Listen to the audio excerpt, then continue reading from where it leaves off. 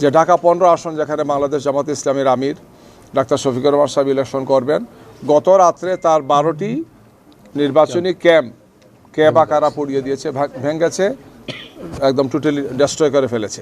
আমরা ইসিকে কথাগুলো বলেছি তাদেরকে যে এখন ঢাকা শহরে এবং বড় রাস্তার পাশে, এগুলো এমন না যে খুব অপরিচিত জায়গাতে এই বিষয়টা, সেখানে এই ধরনের যদি নির্বাচনী ক্যাম্প ভাঙচুর হয় তাহলে আইনশৃঙ্খলা যারা দায়িত্বে আছেন তাদের আসলে কতটুকু রেসপন্সিবিলিটি নিয়ে প্রশ্ন তো দেখা দেবে। আমরা তাদেরকে বলেছি এই সমস্ত বিষয় কোয়ারি করে ব্যবস্থা গ্রহণ করার জন্য। এর আগেও একটা ঘটনা ঘটেছে গতকালকে, সেখানে একটা লিফলেট আপনারা দেখেছেন কে বা কারা ছেড়েছে যে বিকাশে টাকা দেওয়া হবে, আপাতত অ্যাডভান্স তো দিলাম, বাকি এত থাকলো, আর আল্লাহর উপর হাজির নাজির দিন এগুলো কাউরে বলবেন না বলে আবার এটা লিফলেটটা ছাপানো হয়েছে, ডিস্ট্রিবিউট করা হয়েছে। আবার আরেকটা দলের দেখলাম যে কিছু সময় পরে সেই দলের অফিসে এটা নিয়ে আবার ব্রিফিংও করেছে। কিছু সময় পরে সেই দলের পক্ষ থেকে এখানে এসে আবার বলতেছেন যে একটা বিশেষ দলের পক্ষ থেকে টাকা বিতরণ করা হচ্ছে।